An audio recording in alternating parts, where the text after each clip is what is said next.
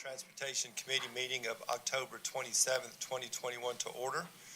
The first item on the agenda is approval of the minutes of the Community Development and Transportation Committee of September 29th, 2021. Do I have a motion to approve those minutes? Motion to approve. Motion by Councilmember Judy. Do I have a second? Second. Second by Councilmember Wilsey. All in favor, raise your hand. And that's unanimous. So we'll move into community development agenda to start with.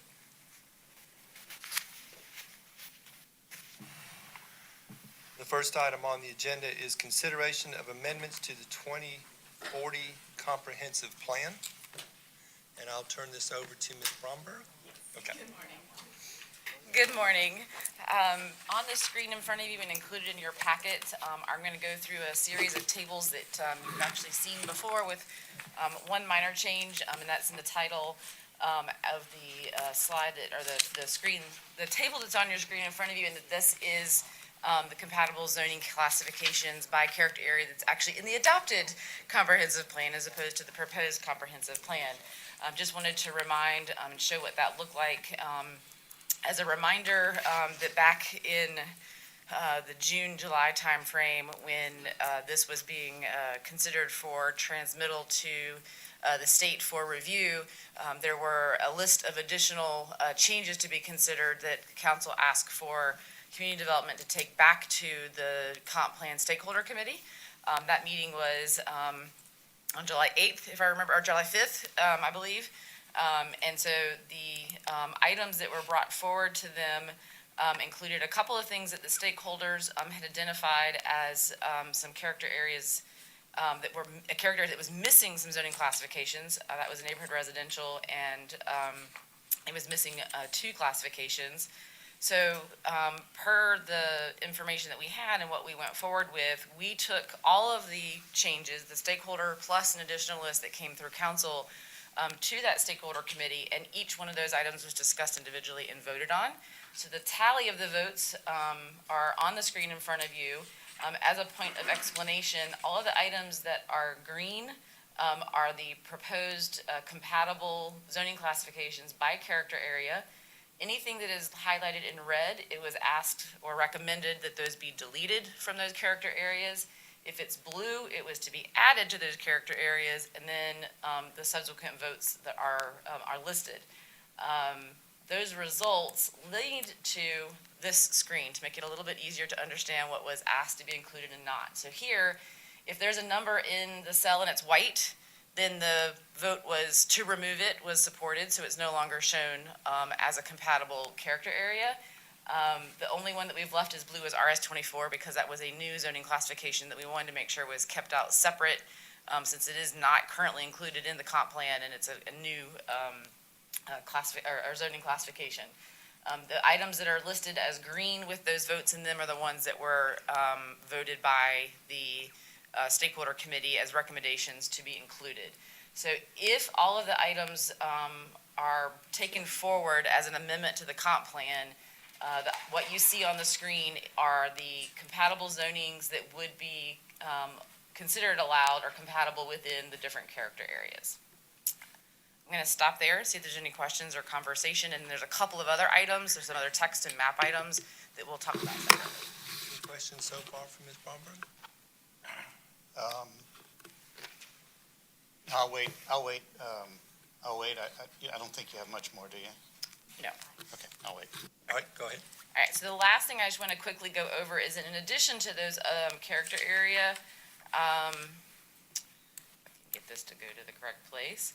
There were two map comments, and that is changes that would need to be made to the map if these other items were made. So for example, the first one is if CX is added as a compatible future zoning for industrial flex, then the stakeholder committee would want to consider this map modification to the neighborhood serving area located on Old Roswell Road to industrial flex.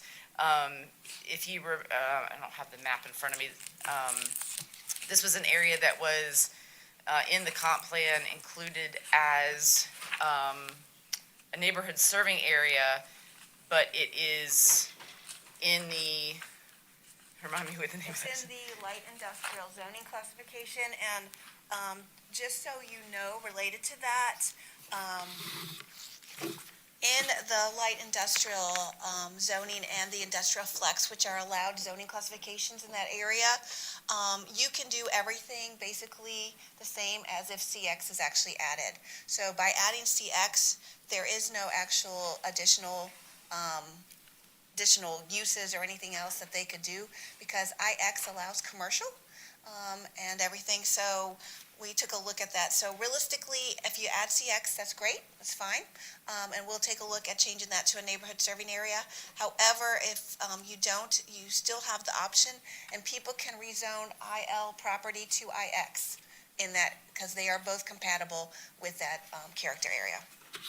And that is something that the stakeholder committee agreed that if this change happened, it made sense to make this modification based on the area as it is today and what would make sense for it in the future. The second item is do not change a portion of 92 from Parkway Village to neighborhood serving. This area, this was the comment that went with it regarding it already serving as Parkway Village, and that was also supported. And this again is from 92. There's a portion of it that is currently Parkway Village at an intersection that was recommended to be neighborhood serving area. And then there were a few text edits that were also supported by the stakeholder committee. There was a term used typically under a bullet. This is not applicable if civic remains in the estate residential, but essentially it's the intention of the civic. There was a word typically in there, and it was recommended that that word just be removed. It's not necessary for the statement anyway. And so that was something that the stakeholder committee did support in both of these locations. And then the last one was the mixed use shall allow additional was to be added at the bullet. This had to do with the industrial area not having 100% residential, just to make sure that it was clear what that text should look like. I believe that is all of the changes that we had, and so our suggestion was to have a conversation about it. For simplicity's sake, it might be easier for moving this forward to look at each item individually, but I will leave that up to this group's determination. The next steps in the process, I'll let Jackie cover real quick. Okay, so we spoke to the state, and the next steps in the process would technically be taking this as for an initiation, and then it would go through the process like a rezoning application. So we would have an initiation of the amendments, and then it would go to Planning Commission for their recommendation, and then it would come back to the mayor and council for their approval, and then officially adoption. Once that is done, we would then send it to the Atlanta Regional Commission and the Department of Community Affairs. So is there any questions for Ms. Councilmember Palermo? Excellent, thank you. So definitely appreciate the effort that you put in of putting this all together, and then of course going to the comprehensive plan committee that this mayor and council had appointed. So really appreciate all that time and effort for the more public input. There's obviously a few items that they voted down that I prefer be in there, but I'm certainly certainly willing to just purely support it as they voted, because I think that committee is a good representation of really just the committee that this mayor and council did and appointed, and I think these are really beneficial changes and important changes for our comp plan, as we discussed when we actually adopted this the first version.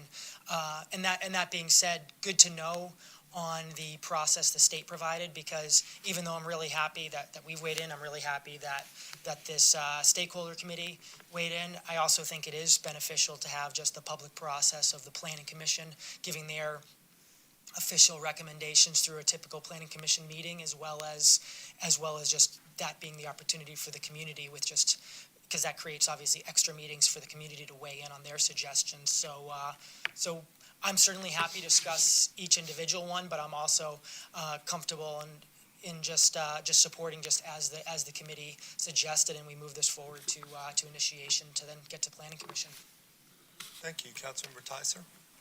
For me, I'd like to see each one of these, like Alpharetta does, in a report containing opinions from ComDev and legal on each of these items as to the interplay and your feelings on the legality of each one.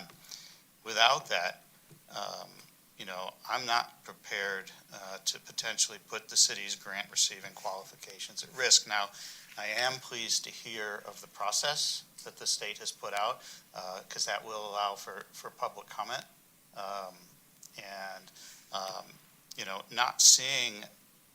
Not seeing those comments from ComDev and legal in the packet, I came today prepared to ask to defer this to either a next committee meeting or probably more appropriately into a work session, so that we can discuss each one individually and have the time to do it, because there's a pretty good agenda today here at the committee meeting, so I agree with Councilman Palermo. I don't think I want to go through each one of these individually.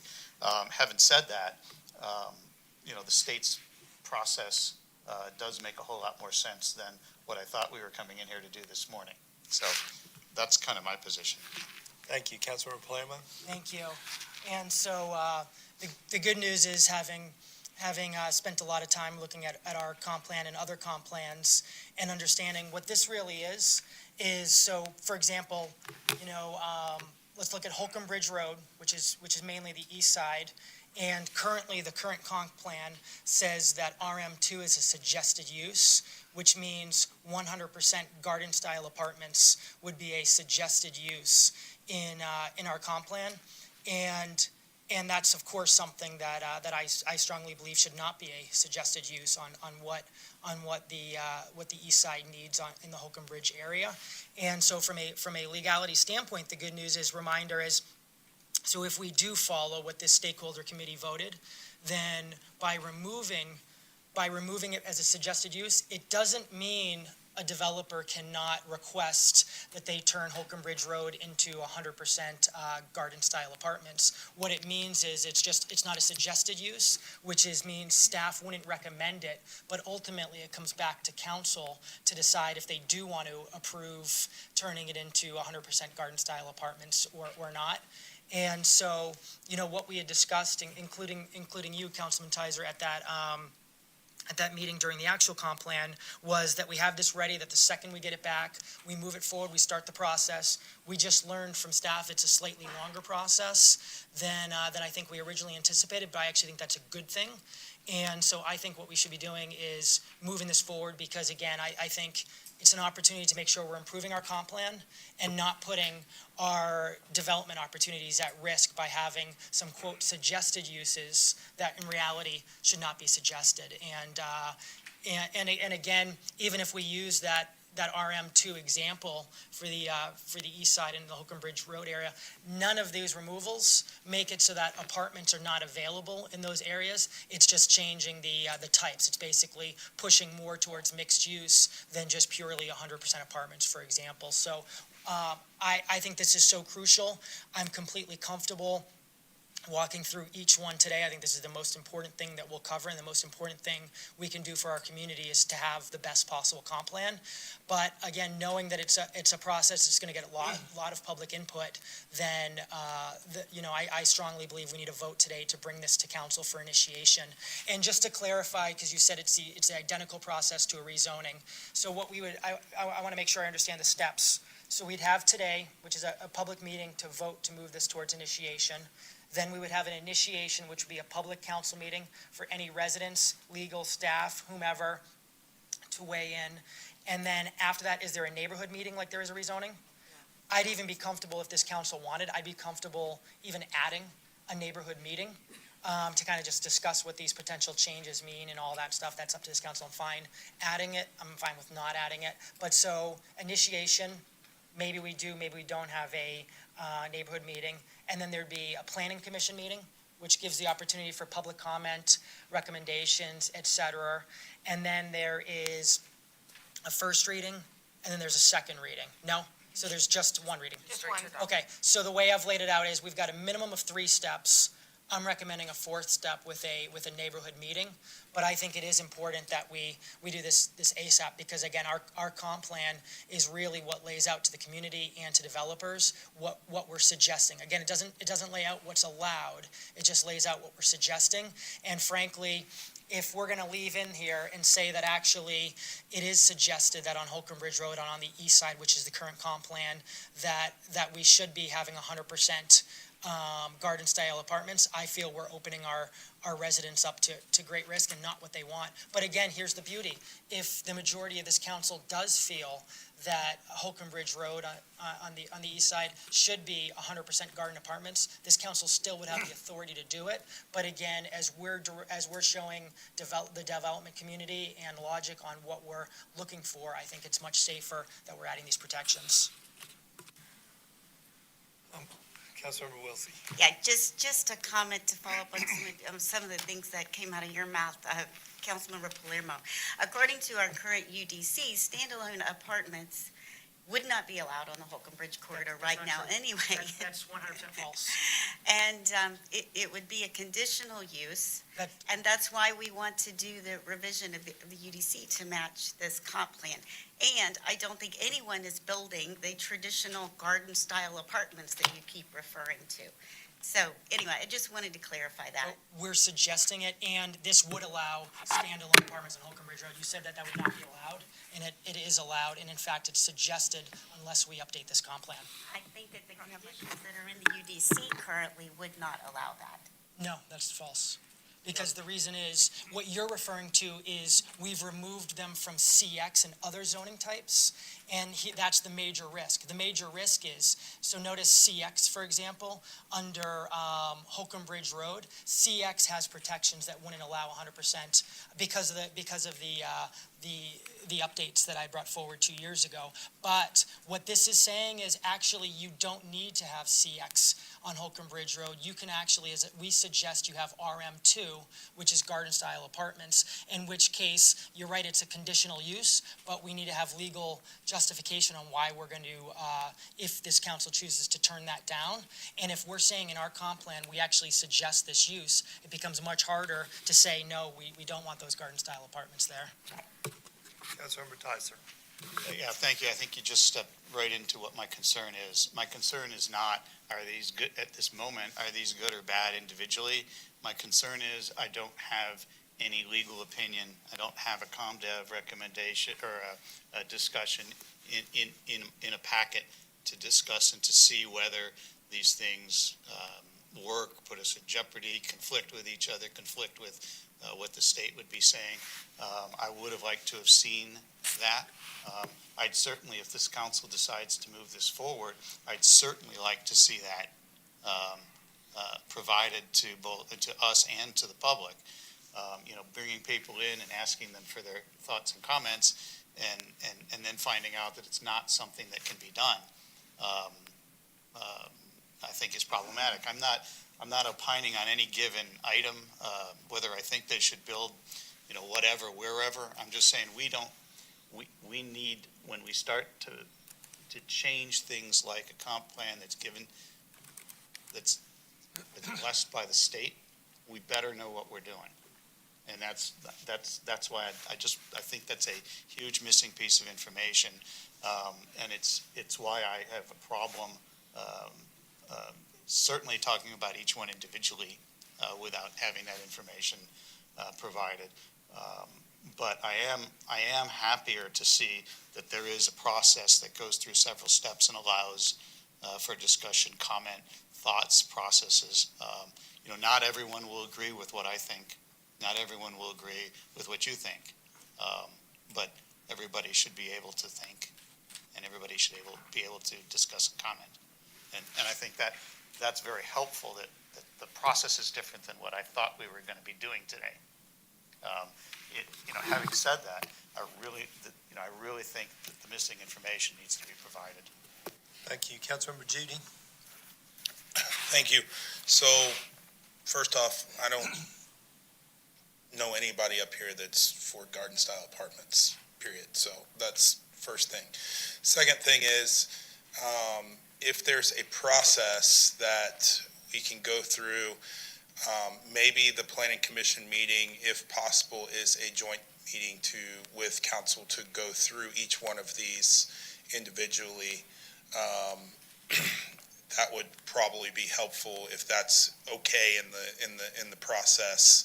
and that's considered a planning commission meeting. I don't know if that's legal or not, if that's available to do when it goes through planning commission, because that way we could have a more robust conversation to discuss each one of these after initiation. If that's the case, then great. I wouldn't mind a neighborhood meeting as well. I think the more ability for people to weigh in on this, the better.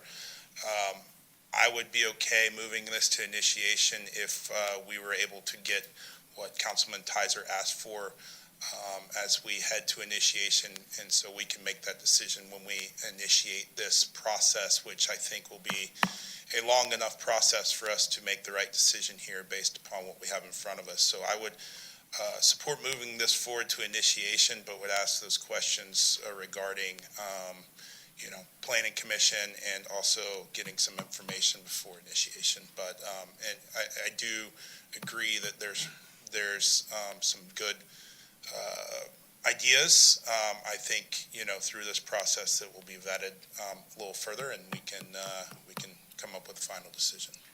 Thank you. Councilmember Hall? Thank you.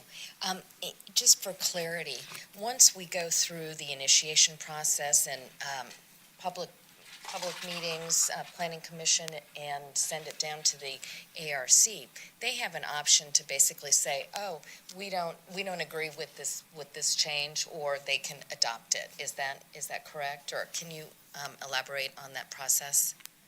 Sure. So I spoke with John West down at the state at length, and then he also emailed me with all the information so that we would get a better understanding. And technically, so realistically, after speaking with him, if this is adopted, most likely they will adopt it. They have indicated that it's up to the local jurisdiction, and unless there's something that is way out there, they will normally take a look at everything, and but if it's adopted by the mayor and council, then they will adopt it. Thank you. If I may, I just want to say one quick thing about that, and Jackie's absolutely correct.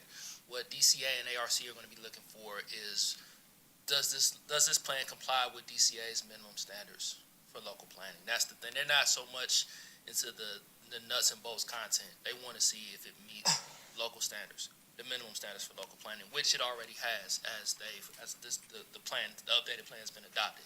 So this is just an edit. I come from a place where we did edits every year.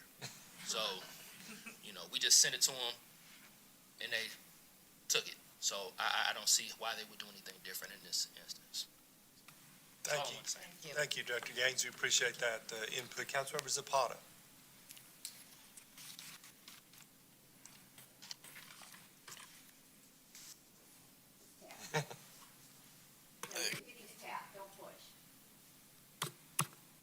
Oh, there you go. It's a special touch.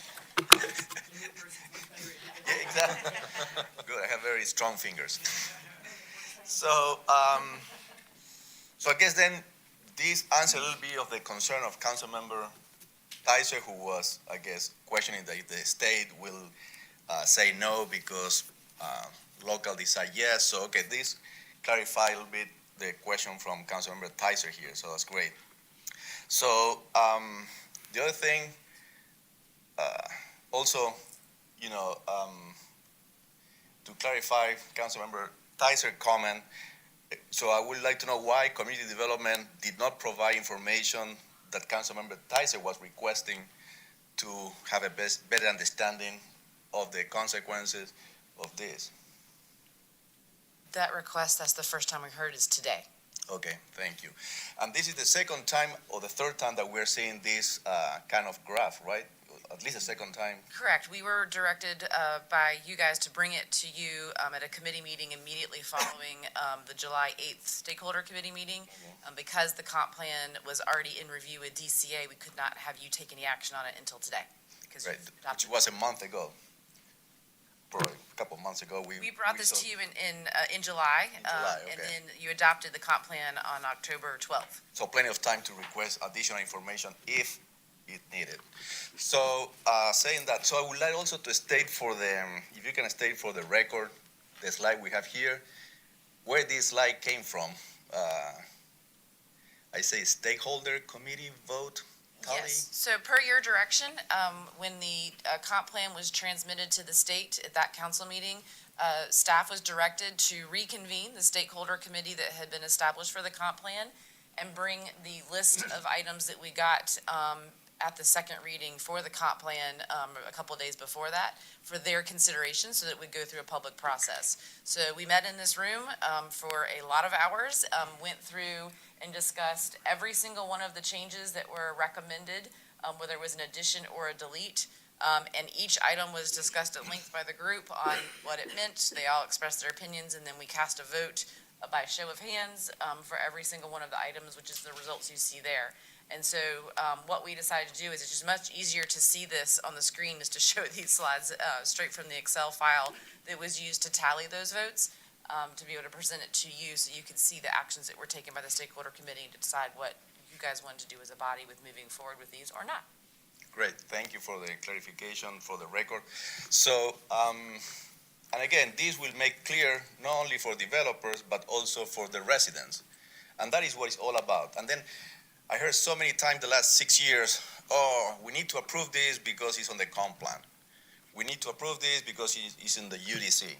So if you have the comp plan that represents the will of the people and the residents, and you have a UDC that represents this too, it's much easier for council in the future to make decisions. So again, it's very critical to move forward this so we make it clear for developers and residents what to expect regarding the comp plan 2040. So I will support moving this forward. Councilmember Wilson. Thank you. Yes, I would also support moving this forward to initiation and would also welcome a joint work session if possible with Planning Commission after initiation so that we can walk through them and with the neighborhood meetings and then go through the rest of the process. I like that. Thank you.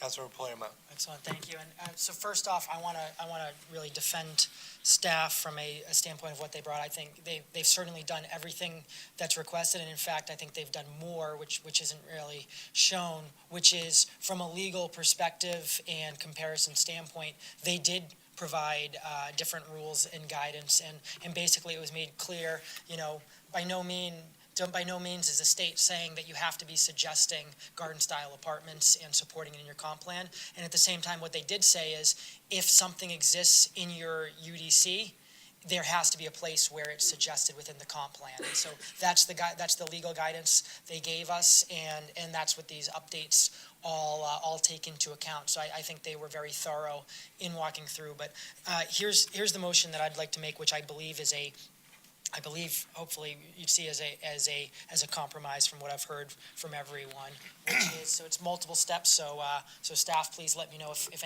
any step is not clear, and of course, same goes to this committee. So I would like to motion to move this to initiation at the next mayor and council meeting, and as approved by the stakeholder committee's vote tally. So that's number one.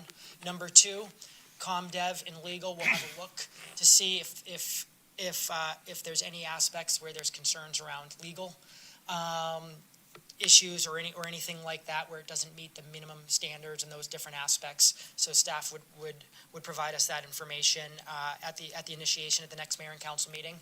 And then in this process that we would discuss and advertise is I propose we add a neighborhood meeting to be after that initiation, in between the initiation and the regularly scheduled planning commission meeting.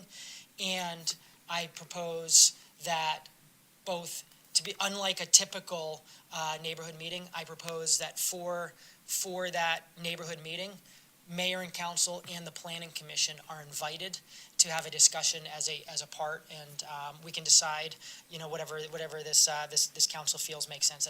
Perhaps at initiation we can discuss what that would look like, and then basically it's that standard process that after planning commission with their recommendation, they have their normal meeting where they get to vote on recommendations to either recommend approval, recommend denial, or recommend approval with some changes as always with Planning Commission, and then it comes back to council for adoption. So those are the steps that I'm proposing. I think it covers everything, every concern that I heard, and I think definitely does a good job of making sure residents see that we are protected, because what was great to hear is I think I heard nobody here is feeling we should be suggesting and feeling legally obligated to have garden-style apartments on Holcomb Bridge Road, so I think this is a good step in making sure that we're really removing that. So with that's me, my motion. So I have a motion by Councilmember Palermo. I have a second by Councilmember Zapata. Is there any further discussion? All in favor, raise your hands. And that is Mayor Henry, Councilmember Hall, Councilmember Palermo, Councilmember Wilsey, Councilmember Judy, and Councilmember Zapata. All opposed, raise your hand. And Councilmember Tyser is abstaining. Abstaining. So that passes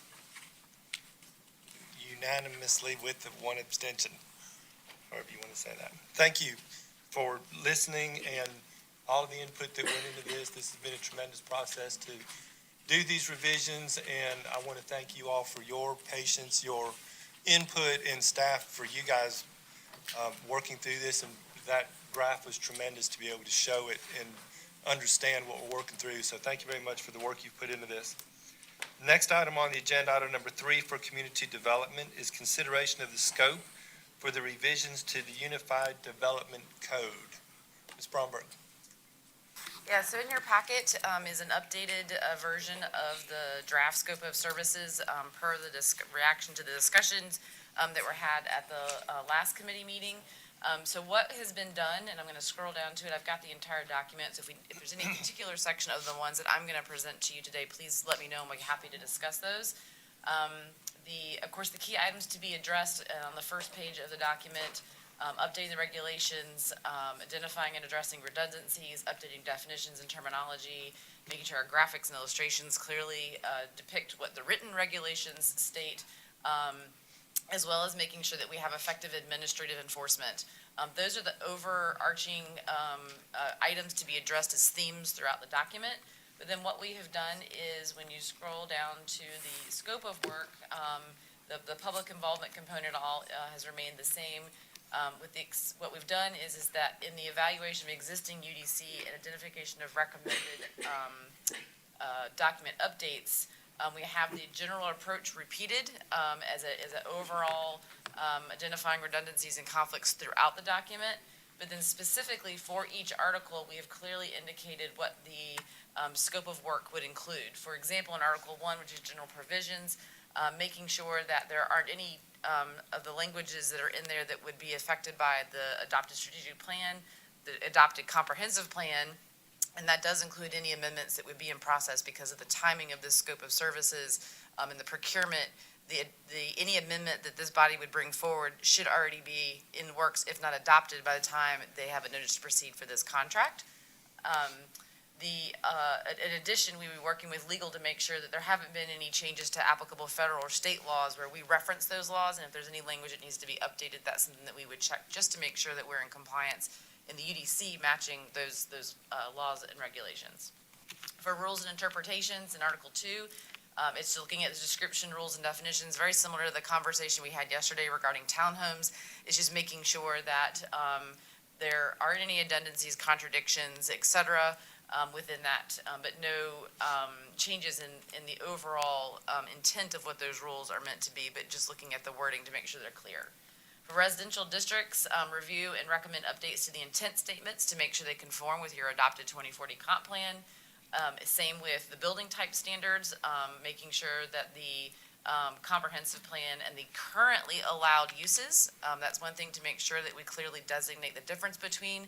There is the zoning of a piece of property, what zoning classification it gets, and then there are uses. They are not one and the same. The use categories are in a completely different table and refer back to those zones. But we want to make sure the building type standards are in conformance with the comp plan and those allowed uses. Again, recommend updates based on any changes, I wanted to make sure that if there are any changes in Article 2, which does include the building type standards, that if there are any recommended changes there, that if any of that terminology carries forward into the remaining articles, like Article 3, we should make sure that those changes carry through. With regards to the uses, this is purely looking at the terminology, not the content of the table when it comes to limited, permitted, or conditional. This is purely looking at the terminology that's used along that left-hand column with the types of uses and the names of those. As I've presented as an example, we've had someone come in looking to do an after-school program. It wasn't a daycare in the sense that you would have infants through, 5th grade, for example. It was purely an after-school, say, for middle school kids. Well, we don't have an actual use that it fits in the actual way that the type of use would be. There's not playgrounds, there's not a lot of the requirements that you might have, say, for a preschool or for a daycare. And so that was very frustrating for this individual to find a perfectly good office space that would work for her to be able to have one-on-one meetings or have these kids come in for after-school programming, but that didn't fit in the zoning classification that building might be in, the uses that were allowed. We realized it didn't actually include something that went down to that level. So taking a look at those terminologies that are in there, and are they current? Do they reflect the things that we want them to, or are they missing some things? So that's really all that's looking at. Again, the allowed uses by zoning classification is not included in the scope of work. So any of the changes that have been made would remain the same. And then, of course, looking at the purpose, intent, applicability, and development plan sections for PRD, none of this would expect to be changed, except for just there are some references to some legal compliance that's in there. We want to make sure that there's not anything either in the comp plan or in those current legal requirements that if there's been any updates since the last time that was written. Not anticipating any changes, but we just want to make sure we've checked that box. When you go through the next several articles, it's a very similar approach. Again, looking at the intent statements and the district components for conformance with the comp plan, building type standards for conformance with the comp plan, any recommendations under Article 2 in the rules of interpretation to make sure those are carried through, and the exact same thing with the use category terminology, but the allowed uses by zoning classification are not included in the scope of work. This is repeated again under the Downtown Historic District. The only thing that's a difference is that we also are asking for this to be compared to the Historic District Master Plan to make sure that everything is being carried forward. We did make a number of changes after you adopted that master plan already in the UDC, so we don't anticipate any, but we want to make sure that we're checking against that at the same time so we don't create any conflicts with the master plan. Building type standards, again, against the comp plan.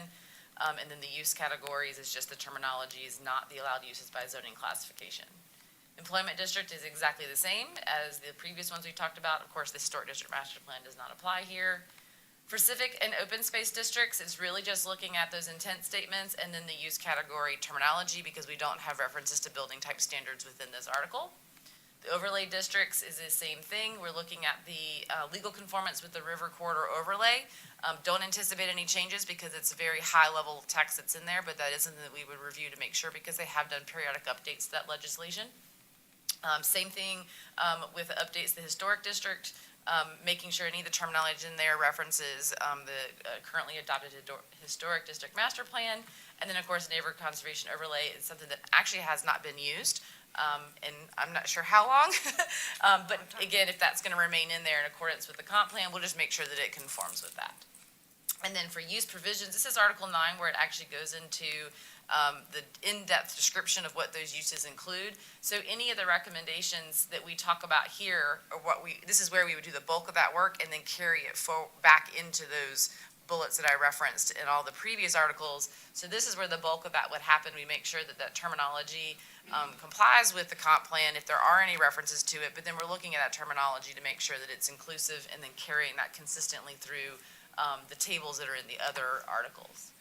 For site development, just looking for conflicts and redundancy, no changes to the actual content from a numbers basis. If there's anything in there, for example, referencing parking lot dimensions or something like that, that's not what we'll be looking at. This is looking at redundancies and conflicts in that information. Same thing with streets and public improvements. This is an article that has been kept up to date, so this is not reviewing typical sections. It's not reviewing any of the numbers that are in there, but just looking for consistency There are some redundancies in some places in here where it's not necessarily an appropriate place to put the text. It may make more sense. For example, there's a reference to some requirements for stormwater ponds. It's a little odd that it's stuck smack dab in the middle of right in front of a transportation conversation regarding typical sections, and there might be a better place for that to sit. And those are the kind of recommendations we would be hoping to get from the consultant. For the environmental protection, there's actually only a few of those sections that we would be reviewing, and that's going to be the groundwater recharge, wetlands, archaeological sites, and refuge regulations, just to make sure they're in conformance with our current local, state, and federal laws, and look at addressing any conflicts or redundancy. The tree protection, stream buffer protection, stormwater management, soil erosion, sedimentation, and pollution control, as well as the flood damage protection sections are not included in the scope of work. Those are all ordinances that have been updated most recently to either reflect the current model ordinance that we're required to follow or have been updated by this body over the past 18 months, and there is no need to revisit those because there haven't been any changes in other regulations that would trigger changes, so we're removing those from the scope of work. The administration section, looking at updates for conformance with local, state, federal law. This is one of those areas that overall enforcement, this is a good place where that does lie, and so we'll be making sure that any violations that we find out in the field that violate this UDC, that we've got enforcement actions and a process that's laid out to address all of those. It's not necessarily inclusive today, and it can raise some questions on making sure we know how we can process it with our legal department. And then finally, definitions, just making sure that we've got clarity, avoiding any conflicts or redundancy, very similar to the conversation we had yesterday. If we have the definition being listed in more than one place, we certainly want to make sure they match. And that is basically the changes that were brought forward based on the concerns and the recommendations that were made by this group at the last committee meeting. I'm happy to look at any other sections that you have any questions about, but I was going to leave it at that. Thank you, just to be clear, so we're looking for guidance on this. This one won't need an actual vote, but we certainly look for the guidance of what should go into the scope. I'll start with Councilmember Tyser and then. Thank you, and Lenore and Jackie. All I have to say on this one is, wow, that's some significant body of work, and I appreciate you putting it in the sections that way, because it really makes it clear what we're going to do. I think Councilmember Zapata said it best a few moments ago. Things need to be clear to residents, investors, and developers,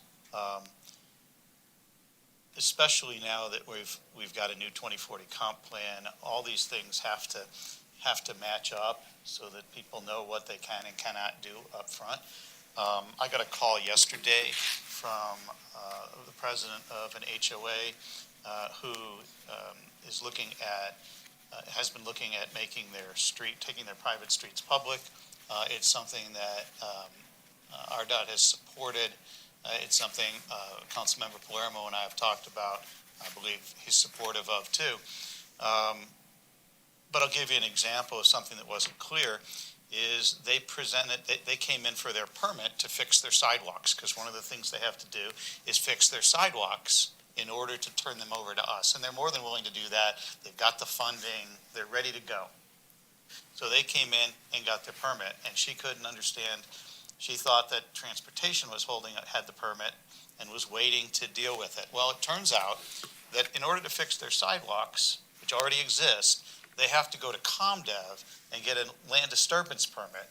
ComDev has to approve the land disturbance permit so they could go to RDOT for its approval. That doesn't seem, first of all, very customer friendly, and it seems like the kind of redundancy that you're referring to up there. And so here we have a homeowners association trying to do the right thing, but they're caught up in what they perceive as red tape. At no fault of your all's, but it's very confusing as to why you need to do an LDP to fix your sidewalks in order to be able to move to the next step. So don't comment on why you have to do that, but that's the kind of thing that I think could be clarified in section Article 11, Article 10, whichever one it was. So I think in general, this really lays it out a lot better for me, so that I can understand what the work would be and what the work is. And I think it's probably something that every 10 years or so, needs to be done anyway. Thank you. Councilmember Hall? Did you want to respond to that? I just want to clarify to state that the reason the land disturbance permit is required is because of the soil and erosion control ordinance. And so that article is actually, that section is not included in the scope of work. But I think in the administrative section where we discuss where land disturbance permits are required is an area where we can point out that clarity in order to make sure that people understand when things are required or not. So that is actually an excellent point and one we definitely want to make sure. Absolutely, that's the kind of clarity that I would like Correct. to see us have for residents, for investors, developers, et cetera. Thank you. My question is just a process question. So this is sort of a big beast that is going to be undertaken. Will there be some point in the process or a step or a milestone where once some areas are identified that conflict, will those be presented to mayor and council before they go further down the line? Because there may have to be some decisions or interpretation or intent, looking back at intent. Absolutely. So if you look at the screen, immediately following that list of things I just went through is the presentation of the recommended updates and what those changes might look like to this body before it goes any further. So what would happen, and we haven't quite identified how, depending on how many there are, that's maybe in pieces. For example, trying to go through every single change in one meeting might be a bit much. So we'll try and compartmentalize those, but absolutely. So once the review is done, any of those conflicts, redundancies, recommendations are tracked in a document, then those recommendations for updates will be brought forward to this group for recommendation to advance forward or not. So that would be a part of the process. Again, it's such a beast that I think we'll recommend that that's broken up into multiple meetings, and maybe it's done by article, maybe it's done by, some way to make it manageable for you to be able to process and digest it in a sequential manner. Just to follow up on that, my concern is in the language, and this is just terminology, perhaps it's terminology, the recommendations. So we're not actually looking for recommendations because mayor and council are the ones that decide that. So I'm a little uncomfortable with recommendations when mayor and council may have adopted something, and here's a entity coming in and matching things up, and they may come back and say, oh, we recommend that you change this language to here to match this, when the intent of the change was the opposite. So I'm a little bit concerned about the recommendation word. Okay, do you have a suggestion for what word you would like it to be? I'll open this up to the It's to a the, common to the group. terminology that we use. I know, that's why I just I'm said. happy to use whatever word you prefer. And if it's just terminology and they're not going to be recommending something that was adopted by mayor and council. No, ma'am, this is recommendations that they're gonna come forward with of what terminology changes, or, for example, if there needs to be a statement added in Article 13 regarding when a land disturbance permit is required, that if a road's converting from private to public, a land disturbance permit is required if it exceeds 5,000 square feet in land disturbance, then that's the kind of recommendations they're gonna bring forward as text edits that they would suggest be made in order to make the document more clear and do what Councilmember Zapata said, that the residents understand, the developers understand the expectations very clearly. So it's they're bringing forward edits that they would suggest that you consider, whether it's recommended or suggested or whatever term you want us to call it, is completely your choice. Thank you. Is there any other questions regarding this, Councilor Claremont? So, yeah, I mean, I'd say I'm comfortable with recommendations as long as it's, meeting the intent here.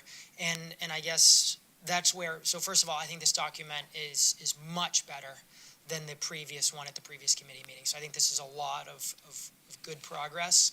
And I guess the part that's still not clear to me is I see you added current uses. So, I mean, I think that's being clear, hopefully that's being clear to any consultant. We're not asking you to suggest changing the uses. So I think that's a good improvement. But I still wonder if it's clear enough to the public and if it's clear enough to the potential consultants. Because I guess where my concern is the fact that we did we did bring forward, a handful of very significant protections the last number of years, and the risk of, okay, if the protection was related to a use, then that's gonna be covered here, but what about the ones that aren't? And so the examples that come to mind for two ones that are significant was, one was previously, prior to 2016, you could request really high density anywhere in the city, and that was changed where within suburban residential, you could basically request down to a 9,000 square foot minimum. And so I guess a concern here is what's preventing the public from thinking that's going away, or what's protecting the consultant from saying, oh, you know what, actually Cox Road is actually a great place for just really high density. Help me understand which one is preventing a consultant from thinking that, or public. I can tell you right here. Go ahead. Sure, no, sorry. There's a sentence right under purpose where it says the updated development regulations will also support the goals and policies of the City of Roswell's 2040 Comprehensive Plan and other related long-range planning documents that have been adopted. So basically, what's that saying is that the policy that's been adopted by mayor and council is what's going to guide the updates in this document. So, that's good to hear. My concern is, will the consultant read it that way? Because my thought process is, it wasn't officially necessarily a policy as much as it was a UDC update with a clear intent. And so that's where my concern is. Right. Are they gonna look to just say, okay, it's just, you know what, it doesn't mention that in the comp plan, so therefore, people should be allowed to request that really high density on Cox yeah. Road or Hembry. I think the purpose of the update is to clarify the UDC so that it reflects that vision that mayor and council have adopted, and so that it's clear to the residents and investors. And the good news That's is, the purpose of this. and so you and I are in complete agreement. I'm just concerned, you have that great understanding because you're so close to this. A consultant that's never seen it, or a public that's not listening to these meetings, could they read it and see that's not the case, and now Hembry Road or Cox Road is looking at the much higher potential densities? Yeah, so there is nothing in here where the consultant would be bringing forward any suggestions for where zoning should go, where uses should go, none of that. It's purely do the intent statements and the zoning classifications for each of those character areas match what you adopt in the comp plan, period. Not any, does this make sense or not? It's, does it match, yes or no? And then reviewing the text to see if there are any other statements. For example, if it says you don't need a permit over here, but over here it says you do, that needs to be rectified. Which one is it? And that's gonna be up to this body to then choose, do we want it or do we not? We're gonna present that conflict to you. This is what these say. We may have a recommendation for what that wording, a suggestion for what that wording could be, but again, that's gonna be up to this body. But the intent is very clear that it matches the policy that you've adopted, and that we're just looking to make sure they comply with each other. And then specifically, that's why we added in the statement regarding the allowed uses, because that's where this body has gone in and established additional policy on top of the comp plan, which gets into those specific details on the uses within each of those zoning classifications, and that is completely off the table. In every single article that would show up, we've clearly stated that is not gonna be included in the scope of work. And so I support the intent that you've just suggested. I support the intent that Councilmember Wilsey has just talked about. So I think we're in alignment. I would just feel more comfortable if, in addition to saying policies, it even mentioned the UDC updates or intent to the UDC updates or something along those lines. Because again, as they're looking at it, the risk of a contradiction, if we went in there, we asked staff, we say, hey, another example is just previously, it used to be you could request apartments almost anywhere in the city. And we've reduced that focus on just where those are suggested to be requested. Is it possible to say, oh, you know what? Staff just updated it here, somewhere else that contradicts it, so therefore, we're gonna recommend you do allow it everywhere because there's a contradiction. I just wish there was one sentence. I think what I feel more comfortable is if there was one more sentence that just specifically mentioned policy updates and, the updates, approved by mayor and council to the UDC or something. Go ahead. Yes. Second paragraph, second sentence, if you make just a quick couple of changes to that and make it the first sentence in the second paragraph, okay? The city of Roswell desires to update, the, development regulations that support the goals, policies, and, adopted UDC amendments. UDC amendments, yeah. Okay, and then you can put the first sentence later, right? So that it's up higher in the document, it's very, I think that clears it up. Yeah, I think and we can- adopted UDC update. Adopted, just Yeah. just so that's I think how you just change it. Okay. If you do that, I'm prepared to move forward with it. Thank you. Councilmember G, did you have anything else? No, I was gonna make a motion. We don't even need a motion, we just need the Just need guidance. So, guidance. yes, sir. Councilmember Zapata? Thank you. So, well, it's getting more clear now. I'm glad that the UDC amendment that we worked so hard the last 5 years, they're gonna be touched, right? That is, everybody understand that?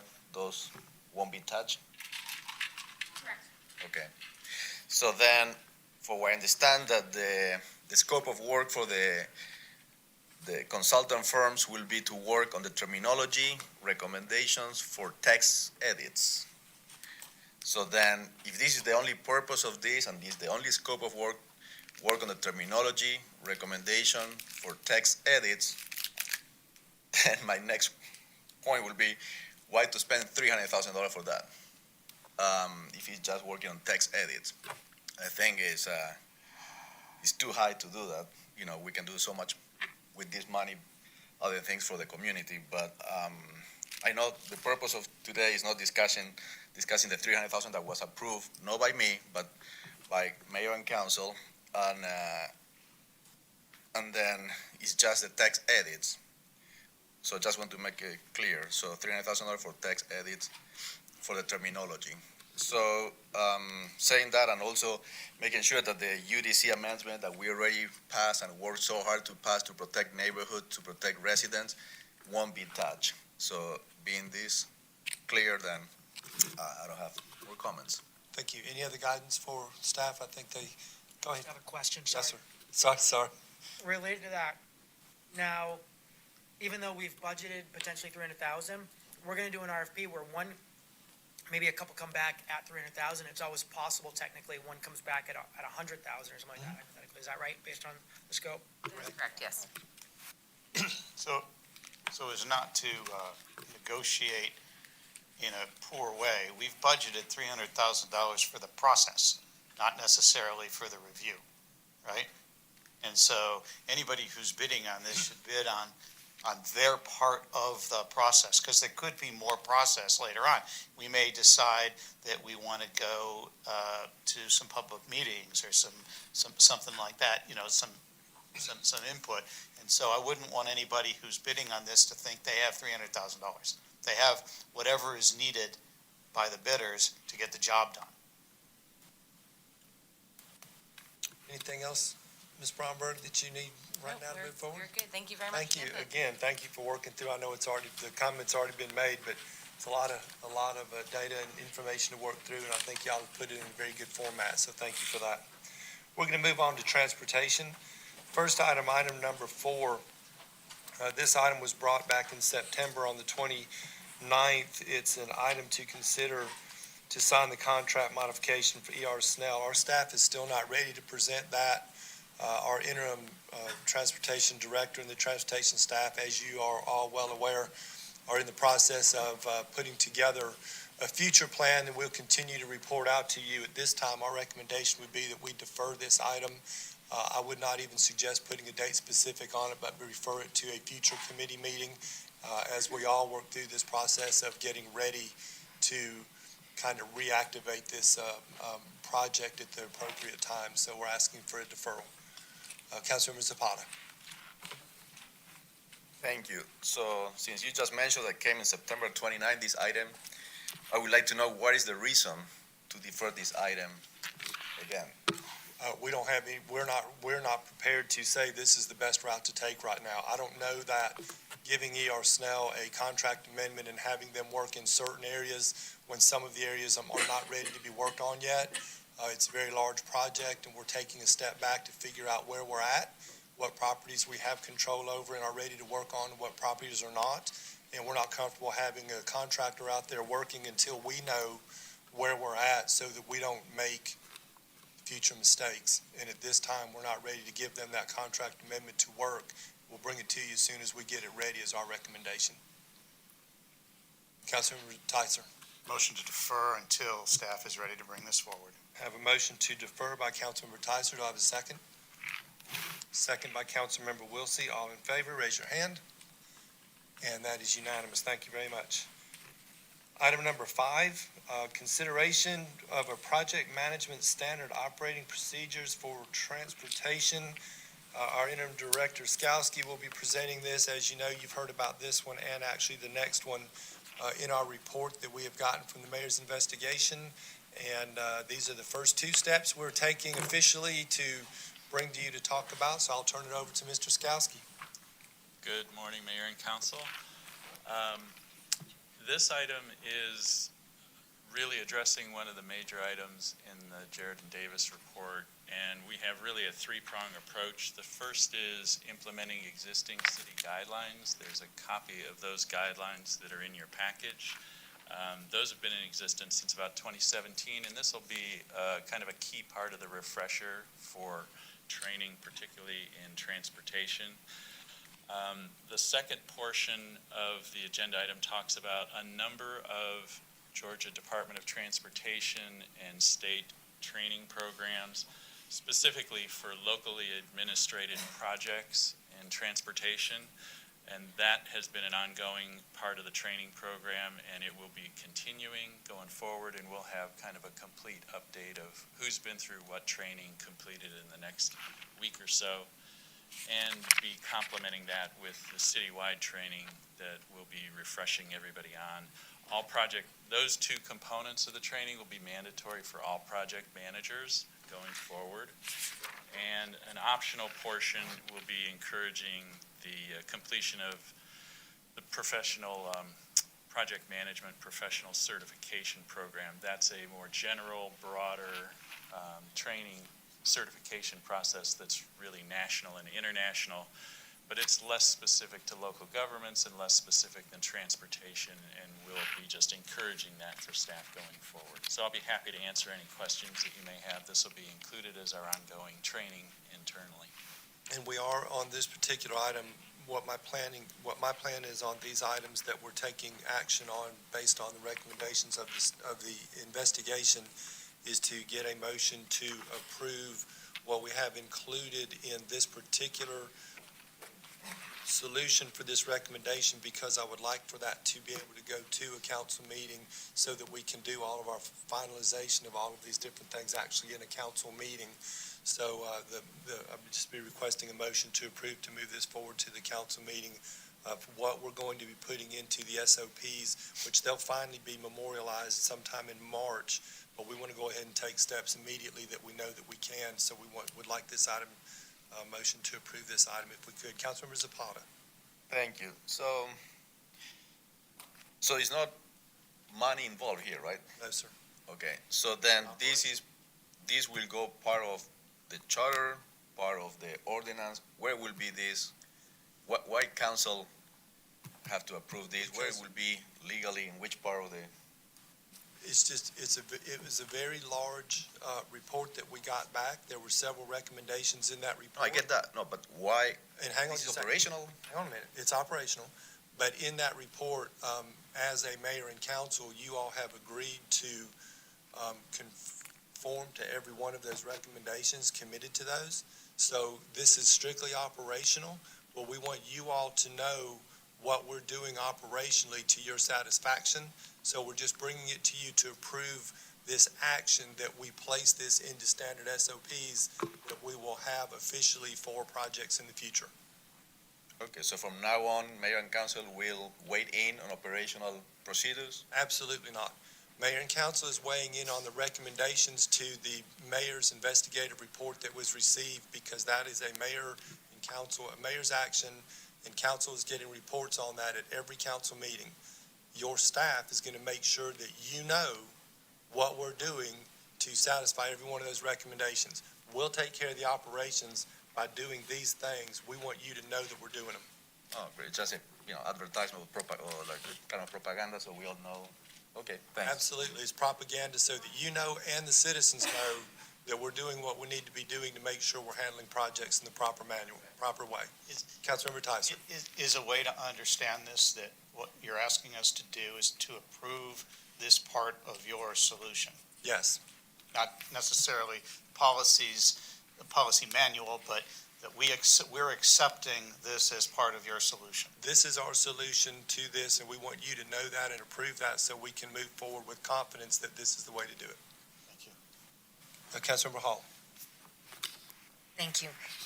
So just for my clarity, we have this 2017 document, which is Project Management Guidelines. Yes. And that exists, and perhaps, and I don't want to make any assumptions, we weren't following this, and investigation pointed it out but we have this document, we don't need another document, we're just formally saying we're going to follow this document. I think what we found in the investigation that there was that we need to be more formal in our project management, and we do have this document. That was a document that was done internally several years ago, and we want to formalize it and memorialize it for all projects in the future. That's why we've included, the document's really good.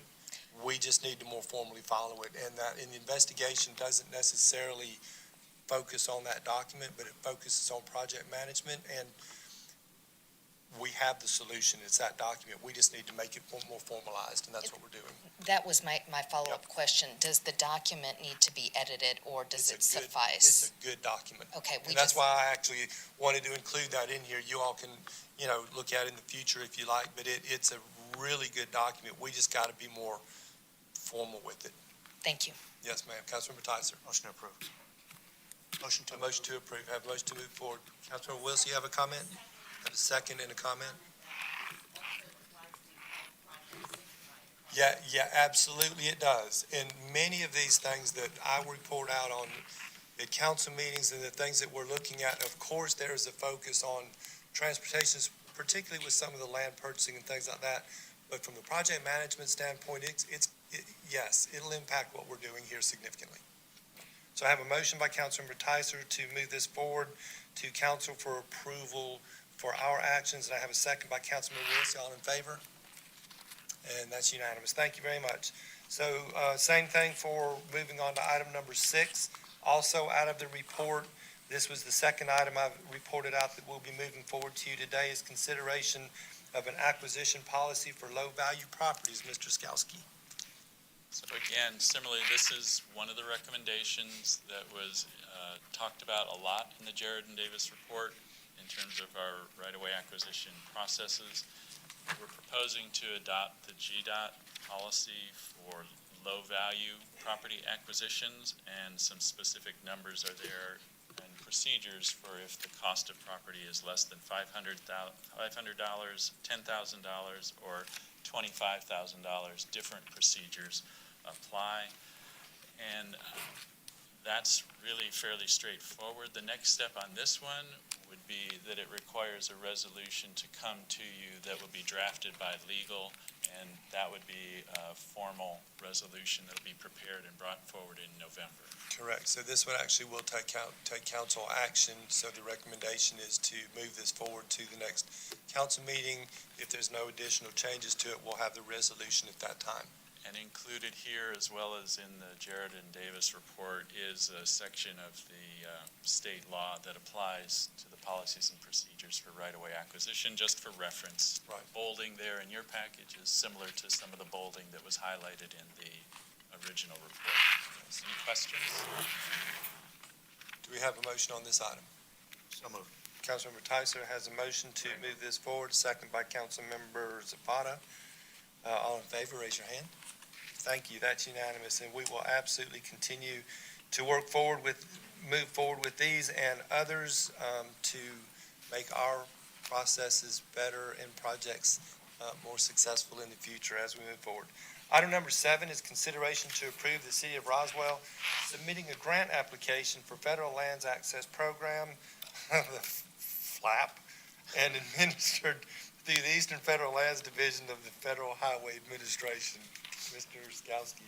So this is an interesting opportunity, and we've been, in the grants group and staff are constantly looking for funding mechanisms to help support local projects. This one's very interesting. The goal of the Federal Lands Acquisition Program, sorry, I hate acronyms, you will not hear me say that other one, is to improve transportation facilities that provide access to, are adjacent to, or are located within federal lands. This is really very tailor-made to a project that we have already committed to with the National Park Service, and we think it's got a very good chance of being successful. So this is something that was worked out with the National Park Service in January of 2016, and we have committed to do this as part of our land arrangements with the Park Service. It includes a parking lot, some reconstruction, trails over a bridge, and new hiking trails. Fits right into the scope of this grant program, which is between now and I believe February or so of next year.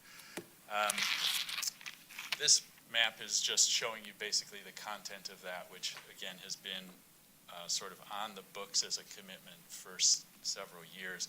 We're proposing to ask for a $3 million grant, which is an 80-20 federal mix, so it would be a commitment of $600,000 of city funds in the future that would offset a potential $3 million investment if we can secure those federal funds. We think it's a great opportunity, and we'd be happy to answer any questions if we can. This will be the authorization to submit for that application. Thank you, Mr. Skowski. Is there any questions? Councilmember Tyser. There's no questions. Motion to approve the FLAP grant Thank you. application. I have a motion to approve. Do I have a second? A second by Councilmember Judy. All in favor, raise your hand, and that's unanimous. And this is, like you said, for the opportunity just to submit that grant. Item number 8 is consideration for the mayor and/or city administrator to sign an intergovernmental agreement between Fulton County and the city of Roswell for the old Roswell Road at Warsaw Road intersection improvement project that includes acceptance of reimbursement funds for the associated utility work. Mr. Skowski. So this project is currently in the utility relocation phase. Fulton County has water lines that are affected, and this particular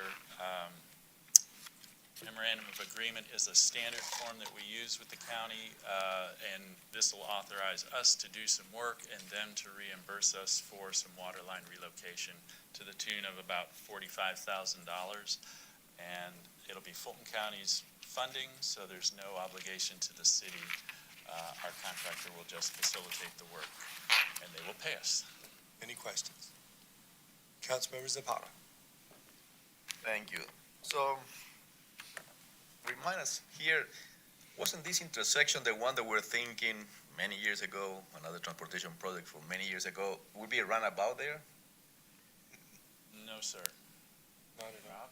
Roundabout in the, we never talk about roundabout in this intersection?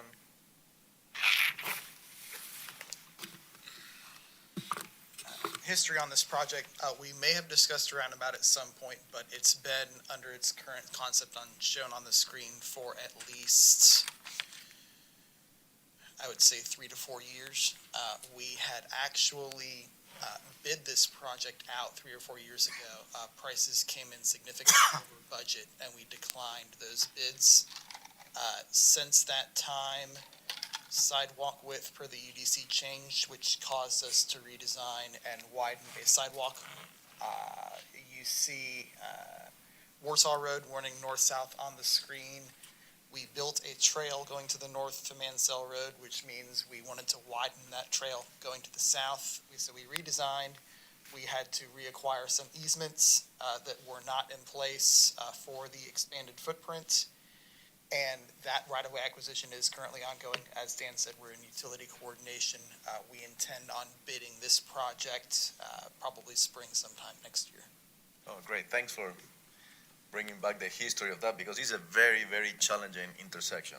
Very, very challenging intersection. This project is badly needed. I wish we had some funding from Alpharetta to fund some of this because it's sitting right on our border, but it's completely 100% located in Roswell, and it's something we've wanted to construct as quickly as we can. I'm so glad to see this moving forward and get an improvement on this intersection. Thank you, Councilmember Tyson. Thank you. This is a surprisingly dangerous intersection. When you look at it, it doesn't seem like it would be, but I've had calls from property owners in the area, right, asking us, please fix this as soon as you possibly can. I've gone through it. I probably go through it, 2 or 3 times a week, and it doesn't seem dangerous, but if you look at the accident history here, it certainly is. So the quicker, the better on this one. So we have a motion to handle the utility portion. Do I have a motion? Yes, you do. So I have a motion by Can't Tyson, second it until it's. second by Councilmember Zapata. All in favor, raise your hand. All right, thank you. That is unanimous, and I don't believe we have any other items, so this meeting is adjourned. Thank you all.